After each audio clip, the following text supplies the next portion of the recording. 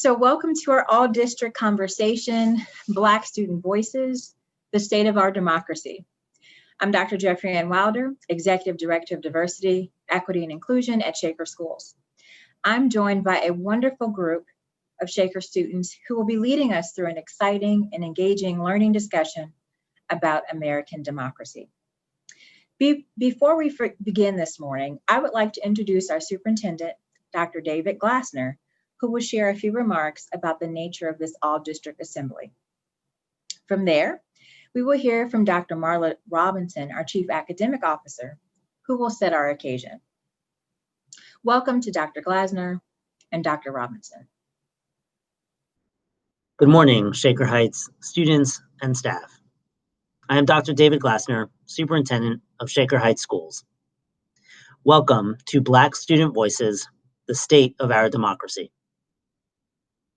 In our school community, we often talk about the fact that the color of our skin shapes how we experience the world and how the world perceives each of us. We also talk about the power of real-world learning experiences. The events that occurred at the Capitol building last week provide us with exactly this type of learning opportunity. And today, we have the chance to hear about how Black students in particular reacted to what happened and how they are experiencing the state of American democracy today. I hope that today's presentation inspires you to take action to keep and sustain a government that is by and for the people, and to make our community and society more equitable and more just. All of you are the future leaders of this country. Thank you for your attention, and I hope you enjoy this special learning opportunity. Here in Shaker, our goal is to prepare all of our students to enter an ever-changing world, the real world, outside of our beloved Shaker bubble. In the real world, in the United States, race, social justice, and civil disobedience are very important concepts. The events of last week provide us with a unique and teachable moment, an opportunity to help our students connect what they learn within our walls with current and historic events in our nation. That is what we hope to achieve this morning. Thank you to all who worked so quickly to organize this event. And most importantly, thank you to the student participants for being courageous and willing to share their voices. John Robert Lewis served in the U.S. House of Representatives, representing Georgia's 5th Congressional District from 1987 until his death in July of 2020. Lewis, who was a friend and colleague of Martin Luther King, served as the chairman of the Student Nonviolent Coordinating Committee in the 1960s. And as a teenager, John Lewis became a civil rights activist and was one of the 13 individuals participating in the Freedom Rides, which challenged the politics of the American South. John Lewis always encouraged us, and especially young people, to challenge the system, get uncomfortable, and to be in good trouble as a way to advance human and civil rights. Although John Lewis passed away last summer, his legacy still lives on. And last Wednesday, January 6th, history was made as Senators-elect Raphael Warnock and Jon Ossoff became the first Black and first Jewish Democratic senators. Raphael Warnock became the first Black senator, and Jon Ossoff became the first Jewish Democratic senator since 2005. Ossoff also became the youngest member of the Senate since 1980. And as a way to pay homage to John Lewis, both Warnock and Ossoff have connections to John Lewis because Senator-elect Warnock serves as the pastor of John Lewis's church, Ebenezer Baptist Church in Atlanta, which also was the church of Dr. Martin Luther King. And Ossoff served as a mentor of John Lewis. So We are really, really excited and want to take a moment to mark the historic occasion of leaving the legacy and advancing human rights for our history by taking a moment to mark the historic nature of Wednesday, January 6th, with the elections of Warnock and Ossoff. And at this time, we will adjourn our second, third, and our fourth grade students so that they can participate in their individual activities with their teachers and in their respective buildings.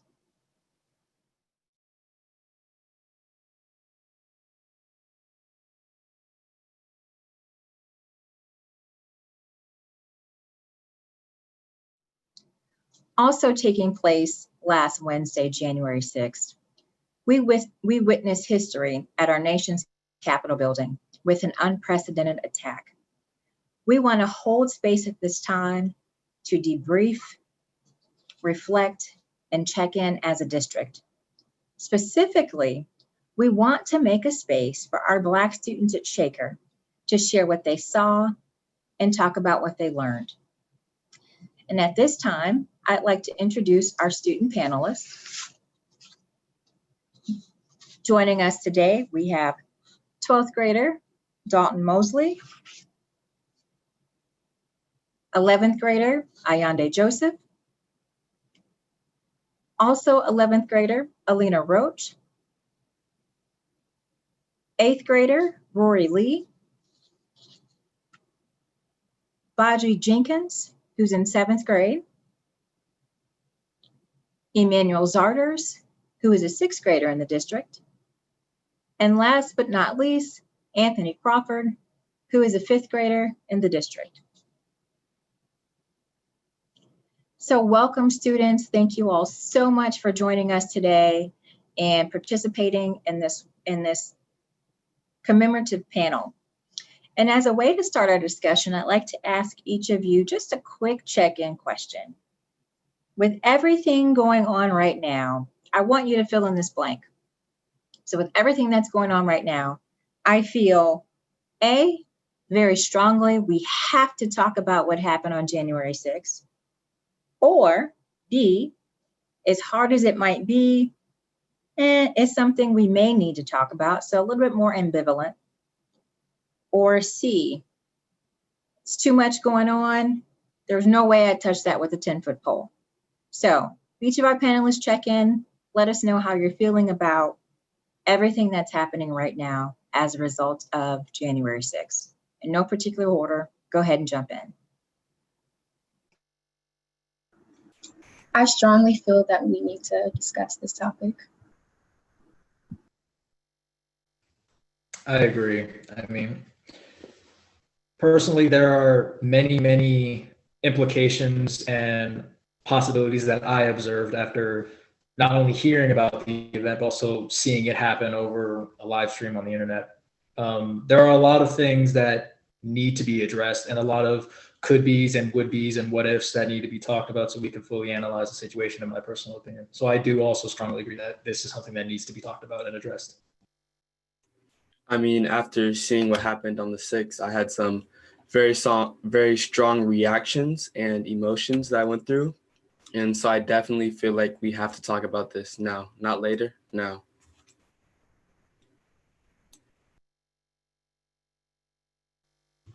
I believe we should talk about this too. Yeah, A. I feel strongly that we should talk about it to inform others in a way that they might have seen it differently on the media, so they know how everybody else feels about it. It's important to talk about it. I think it's important to talk about it. I want to make sure that everyone's had a chance to weigh in here. Has everyone had a chance to offer up how they're feeling right now? Okay. So some of you already kind of went there a little bit. So let's go there a little bit further. What happened last week on January 6th in Washington, D.C.?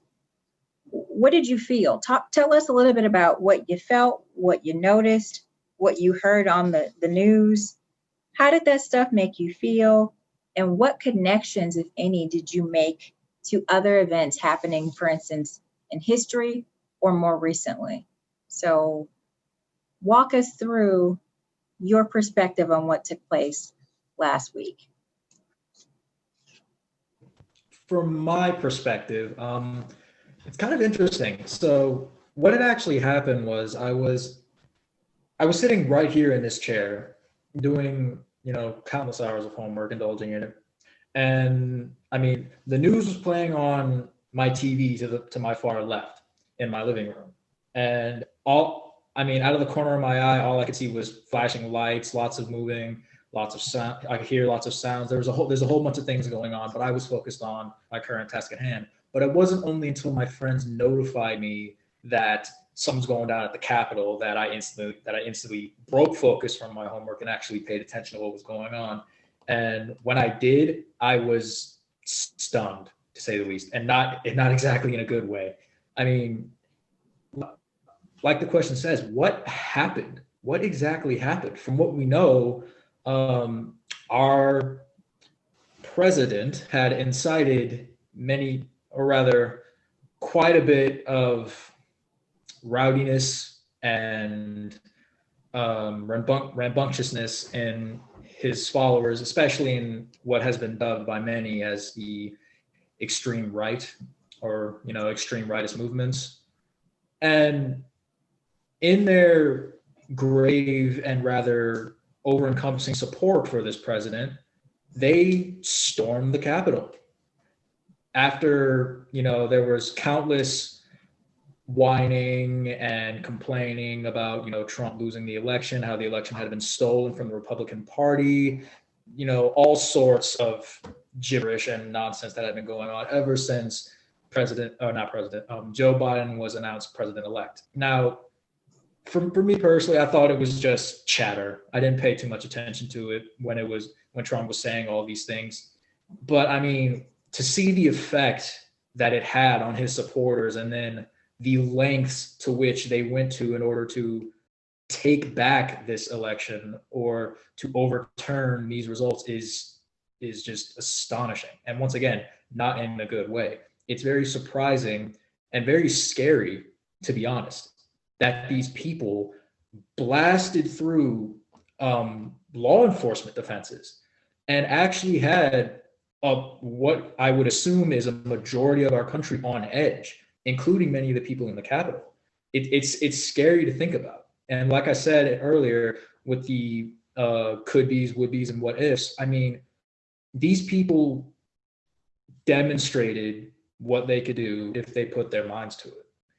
And of course, nothing extremely horrible happened to my knowledge.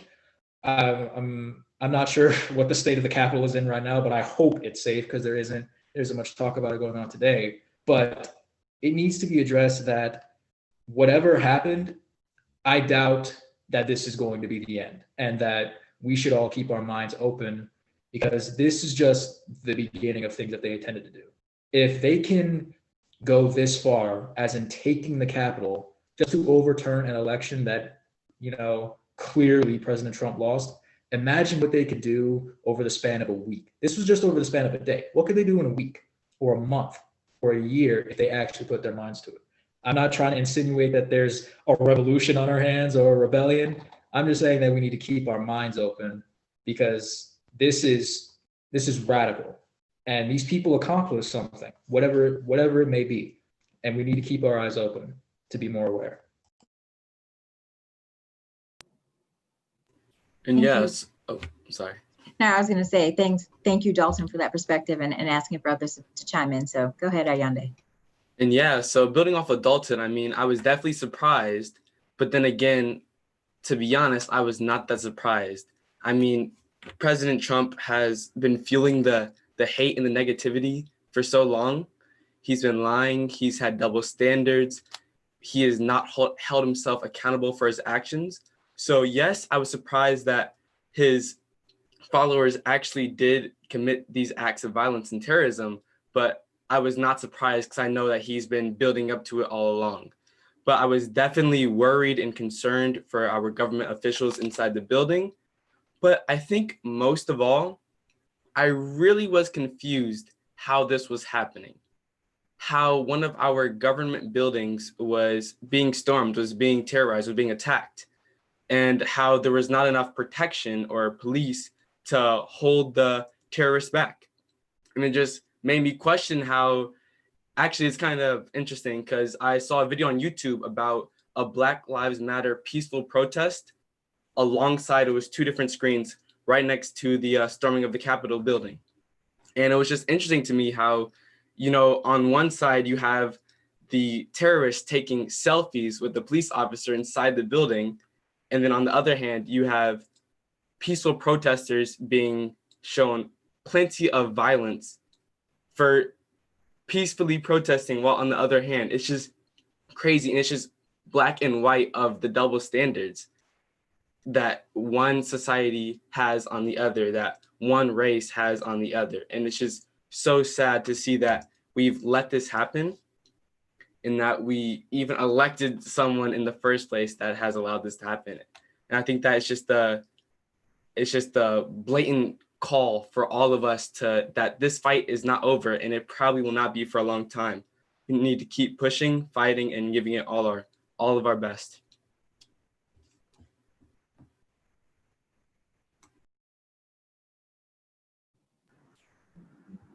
Emmanuel, I see you nodding your head. I don't want to call on you if you don't necessarily want to offer anything, but please feel free to jump in, or others to chime in here on your thoughts. What happened that day?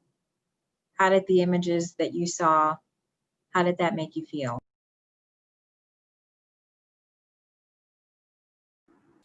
So I also saw the picture that Ayande was talking about, and I feel like we can really see like a stark difference between how law enforcement handles each situation. So we know like over the summer there were peaceful protests happening, and I feel like those protesters, they were fighting for their lives. And we can see how people who participated on Wednesday, they went into the Capitol building with violent intentions, but the law enforcement, they were not there. We could see how there was a difference in how much law enforcement there was. And I saw another image.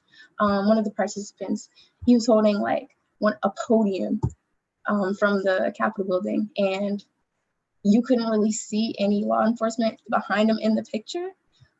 And I realized that it was really sad to see and disturbing how like the confidence that he had to just enter and take the property and not think of any other repercussions for his actions.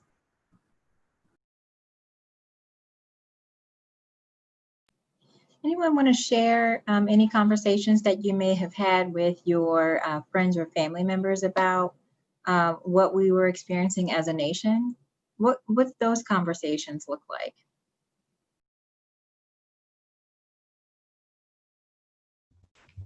Yeah, I had a conversation with one of my friends, and one of like the main connections that she had was to a Black Lives Matter movement, and how some of them were peaceful, although others tended to be like turned into riots. And she said that it's okay to like protest peacefully, but to go to the Capitol and riot is like, for the reasons that they did, is not really like, it's kind of like revolting, and comparing it to what happened with the Black Lives Matter movement, it's terrible. Like given that one is losing an election and the other one is standing up for your life, is pretty absurd.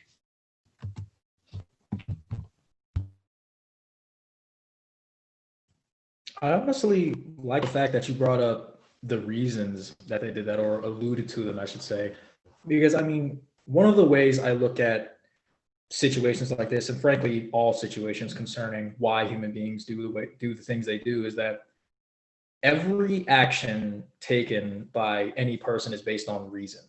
It's based on, whatever belief they hold, whatever faith they align with. It's something core and personal to them. So while I am not a Trump supporter, and I doubt I ever will be, I can't deny that there are many, many people who are, and who see something in this rather childish elderly man. I get that's an oxymoron, but I mean, you guys know what I mean. People saw something in him. They really did. I mean, we can debate, the authenticity of both elections, 2016 and 2020, all day long. But we can't deny that there are people who actually have faith in this person, and that these same people were the people who raided the Capitol, who stormed it, who breached law enforcement and took over the entire building, putting everyone on edge and putting our council officials in danger as they were ratifying it. And so, I mean, I guess one of the main questions we need to ask is what was going through their head? It sounds kind of weird, but I would actually like to meet one of these people and just understand how they think. What drove them to do something so heinous, so horrendous, and so dangerous, frankly, not only to themselves, but to the rest of the country? Like, we have children seeing this event and seeing this as the representation of our country. This isn't how we act. This isn't America. And so I really want to understand what led up to it. We could say, yes, definitely Trump incited this. All his comments, all his complaints, just it all contributed to this. But we also have to understand there's two sides to every story. We know Trump's side, but I want to know everyone else's side. I want to understand the thought process. Whether I agree with it or not is already decided. I don't agree with it, but I do want to understand it, because I mean, that's just who I am as a person. I understand people, but to actually see their thought process and see the reason leading up to this, like why they found such conviction and drive to put themselves out in the open like that, that is something I would like to know, but unfortunately might not get to know.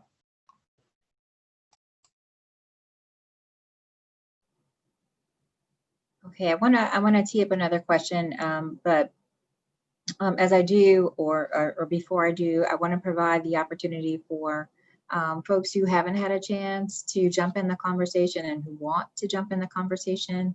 I'd like to make space for you all right now to do so. If you want to, if you don't, it's okay. But I'd like to make space here for folks to share out if there's something here that you'd like to contribute to our discussion. And we definitely want to hear what you have to say.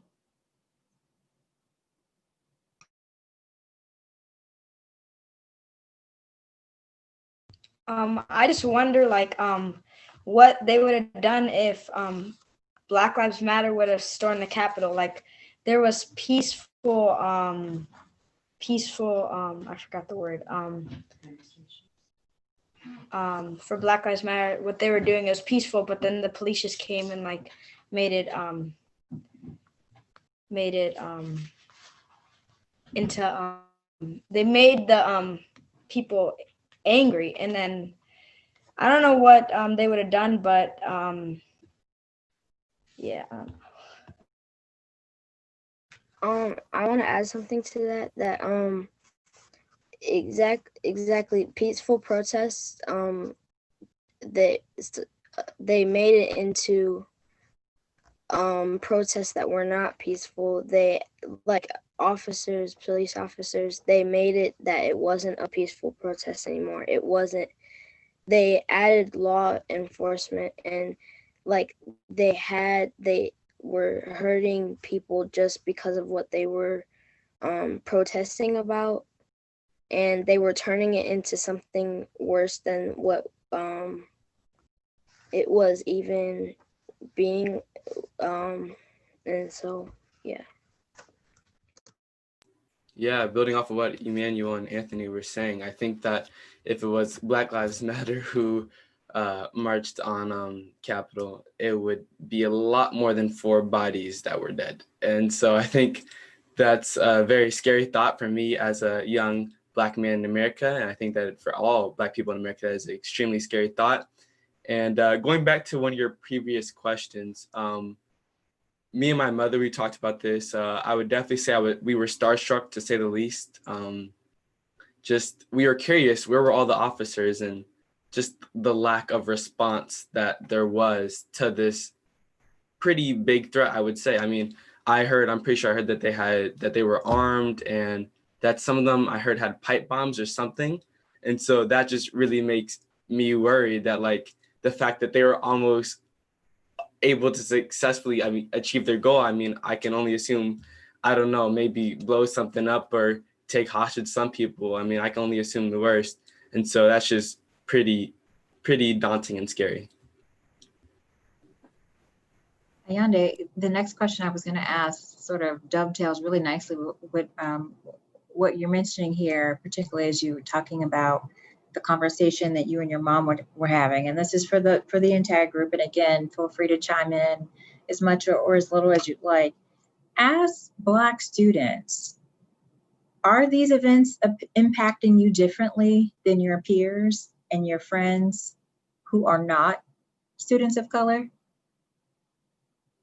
Are you experiencing this in some way in a different manner than other students? If so, how? I know for me, so over the summer when George Floyd and Breonna Taylor and all those series, it seems like they just kept coming. All those events, it was very saddening, and it made me really, really upset because, like, as a Black woman and having a Black brother and a Black father and stuff, it really like hit hurts. It really like affected me to think that could have been them, and it was really disappointing, and it really like affected me a lot. And I feel like just to see this happening again, I feel like it's bound to happen in the future, and seeing a difference in how it's handled, it's very sad to see. And I think that, well, when it happened, so on Thursday in class, I had discussions in my classrooms, and I could see that my classmates who are not Black, they had like a general response that they were sad by it and disappointed. But I feel like since it's like hitting my community the hardest, I feel like there is a difference in how we deal with it. I can say on my end that when it comes to what happened at the Capitol, the events that took place there, my friends and I, my family and I, basically most of everyone I know pretty much had the same reaction. That it was rather insane, rather unprecedented, rather destructive, and disappointing, frankly, that our country could have fallen this far in such a short amount of time because of the ramblings of one man, frankly. But I mean, connecting it with Black Lives Matter, there's always a different sort of reaction when it comes to the things that take place when it comes to police brutality and systemic racism, because it hits hardest within the Black community. Within the white community, they can extend their sympathies, they can extend their empathies, and they can be disappointed in their country as well, and frankly, any other race that isn't Black as well. But while it may strike them hard, and it could hurt them as a representation of not only just the race, but the country itself, the country that they are a part of and call home, it will always strike more personally and deeper within the Black community. That's all I'm going to say about that. But yeah, in terms of the events at the Capitol, all my friends and I, who are of many different races and mixed races, I myself am of mixed race, but when it comes to that, we pretty much all had the same reaction. Like, what's happening? Why is this happening? You know, what led up to it? And how are we going to move on after? How is it going to be handled? And I mean, I actually want to connect back to Ayande's earlier point, and I think Alina mentioned this as well. The difference between this extreme right movement and this event and to all of Black Lives Matter, and how one is more peaceful and one is more violent. I guess, I don't know how you guys are gonna take this. I guess you could take it with a sense of pride or just, I guess, understanding it at the very basic level. But Black Lives Matter, what makes us so strong is that we don't need to storm the Capitol to get our message out. We don't. These people did, however. We can walk in the streets with signs in our hands and people will see us. They will notice us. That sign will be on the billboards and will be plastered on TV screens. However, I don't know the extent to which you will agree with this statement, but when I see, when I look on the news and I see all these people preaching about political parties, especially Trump supporters, I blow it off. I'm gonna be completely honest, I blow it off. I was like, they're just messing around. They could be throwing gas and I'll just be like, it'll pass. Look at them. They're being childish. But when I see Black Lives Matter, I'm like, this is a movement. Like this is really happening. This is a message that needs to get out. And for this extreme right movement to have that same impact as Black Lives Matter, they had to storm the Capitol. They had to do something so outlandish and so wild. And I said before that there are many implications that can be understood with these actions that undertake. I'm going to let you guys draw your own implications, and draw your own conclusions. But take note of that another difference between these two movements is that Black Lives Matter doesn't need to storm the Capitol. It doesn't need to be violent in order to put forth their message for what they believe. Whereas these people, whatever they want to call themselves, they needed to do that. They needed to resort to violence, otherwise people wouldn't have taken them seriously. So that's one thing I want everyone here to know and do with whatever they will. I'd like to move our conversation a little bit forward towards the future.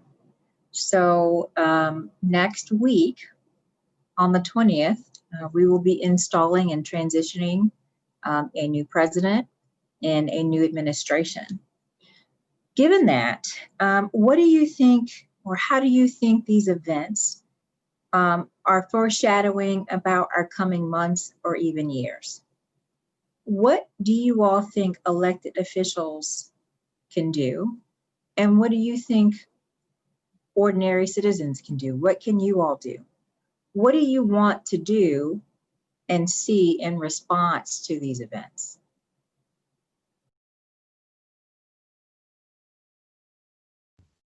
I am personally, I'm hoping to see a lot more unity in by race, cultures, or however you identify, or religion, whatever. I really hope to see more unity. And I know that like in the House of Congress, they were more of like, everyone was kind of bribing or prying at them, and also at Vice President Mike Pence. You get like less, how would I word this? It's more of like to like kind of go easier on them and to really change the ballots. I really hope to just like see more unity between people and less violence and wars and riots and protests, so that everyone is able to feel like they're being heard and be able to feel like they are basically just being listened to and being able to communicate about topics that are really important to them. While I 100% agree with you, I feel like the election really showed me that there's just millions upon millions of people out there that just do not share the same viewpoint as us. And that was honestly very scary for me to see. I don't remember the exact number, but I know it was near 70 million people that voted for Donald Trump. And I think I'm very happy that Biden won. And from him, I'm looking to see passion, honesty, accountability, dedication, and a love for all. And I think that if Biden brings that and a lot more, then we will be able to be seeing a lot less violence. And okay, there we go. Okay, so 73 million or so for Trump, and that's just mind-boggling. And actually, kind of digressing here, but this was very interesting to me. I was watching the news on the 6th, and the anchor was having people call in from all over the country. So it was very eye-opening for her to be like, okay, we have Bob from Texas. And Bob from Texas came on and said, Donald Trump, I commend you. I love what you're doing. And then we had Alex from California, and Alex came on, and Alex was very passionate about how Donald Trump needs to get out of office. And so that just shows the division that we have.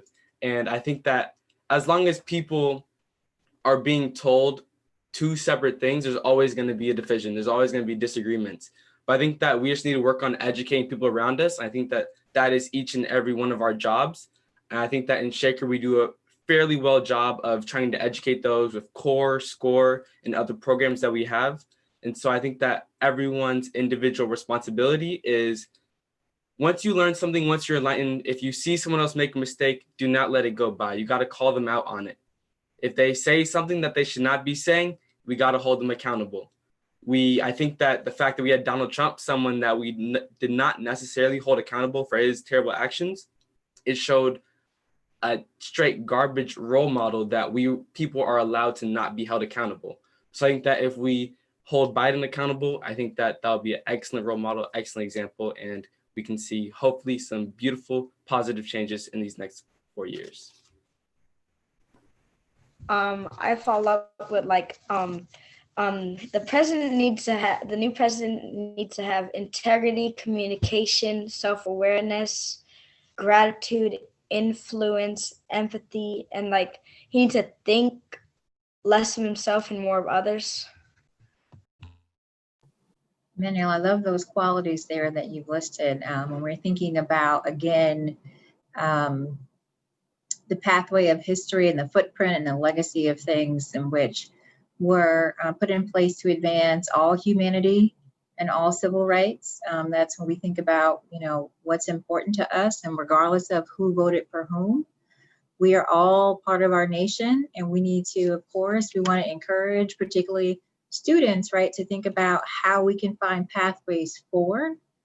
And I know that we're getting close to the end of our panel, and with that, I think Emmanuel provided us with a really great segue to our almost very last question, second to last question. How can we do that in our district? What can we do in Shaker to ensure that we are hitting that pathway forward, that we're encouraging good citizenship? And we don't all have to agree, right? What can we do as a district, as a community of schools, to see our pathway forward? So I think that having discussions like this is a great starting point. And also, I think that in the future, we can continue to talk about it and spread awareness, because a lot of the actions that happened yesterday, they're a result of a lack of information and a lack of awareness of what's happening. So I feel like depending on whatever your political affiliation is, it's all based on what you were taught and the type of information that you had access to. And we're all given information, and then that information, we decide what we do with that information. And depending on what type of information we were given, so it determines our actions, and it can lead to what happened yesterday. So if we can start it at a young age and within our communities, then we can figure out more solutions in the future. And clubs like SCORE is a great way for people to freely voice their opinions.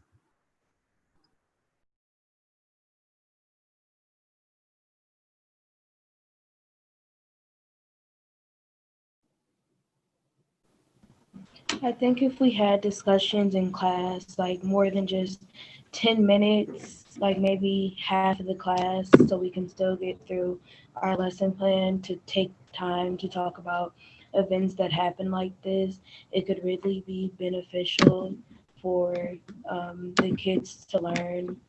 I also think it's very interesting that there are Black people supporting Trump when during a protest he called Black people thugs for being at the protest and protesting. But also, um, I just think it could be very beneficial if we had discussions like this in class and let everybody get a chance to say what they need to say.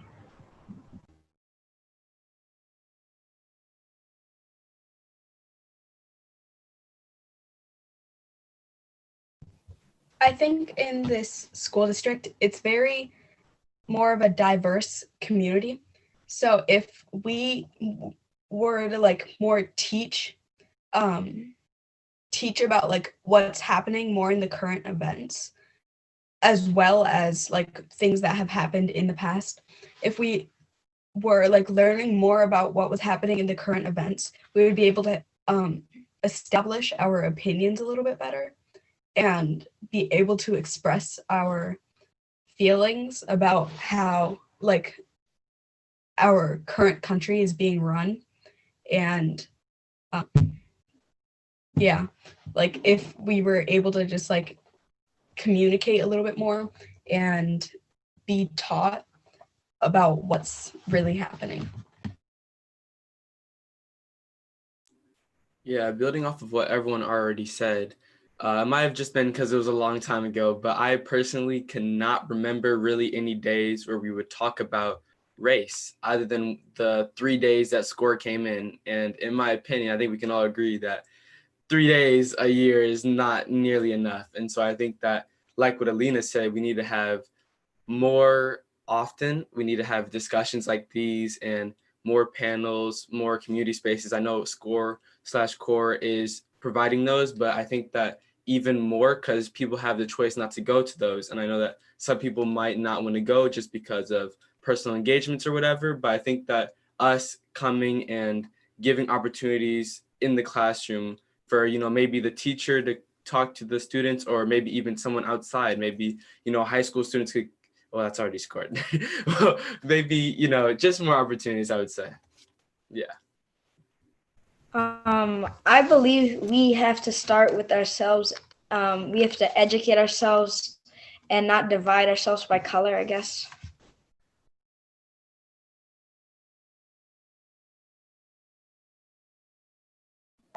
I mean, I had planned to say something, but you guys stole the cake. I mean, you guys pretty much said everything that could be said, but I guess as a final reiteration, basically everything that was just talked about, and especially everything Ayande said about promoting that positivity and that communion and that collaboration, that I feel is essential. I myself am a big believer in positivity, in positive relationships, in unity, and the ability of human beings to come together, connect, and create beautiful things. If I were to ever align with any religion, it would be the ability of humanity to come together. And I think as a way of doing that, just like everyone said, having more opportunities to just talk with each other, to understand each other, to collaborate, to communicate, and to analyze, understand, and accept differing perspectives that come from different lifestyles. We all have different lifestyles, and I mean, accepting that and promoting it and allowing it to be expressed in the way it should be will build that positivity that we so desperately need, and build that union that we can achieve and have achieved in this district, can achieve in this country and in the world eventually. I mean, I can rat off about world peace, but I don't want to right now because that's not what the panel's about. But I mean, still, just like everyone said, positivity, union, community, accepting each other for who we are, accepting other opinions and personalities and lifestyles, and just, coming together, being together.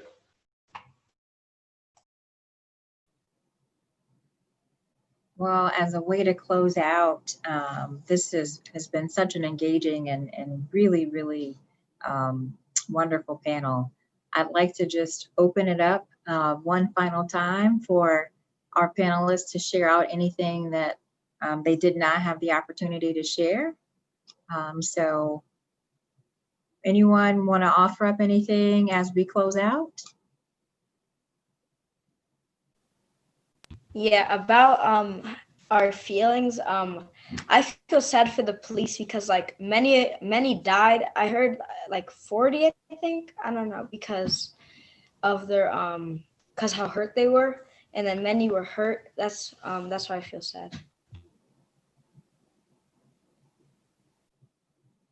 Thank you, Emmanuel. Others? Yeah, I would just say keep the fire burning for change. And I feel like I kind of mentioned this earlier, but just I feel like keep the passion for wanting a better world for everyone, where even if you know yourself, if you are fine, there are others out there who are not. And so I myself have fallen victim to slowing down and having the fire in me peter out sometimes. But I think that it's the utmost important that we all come back. And I think that 2021, we can all have a resolution, 2021 plus going further, not just this year, but to hold ourselves accountable if we feel like we are not making the change that we know that we have to make this world a better place, then to force ourselves and, get out there and do some good work. But thank you.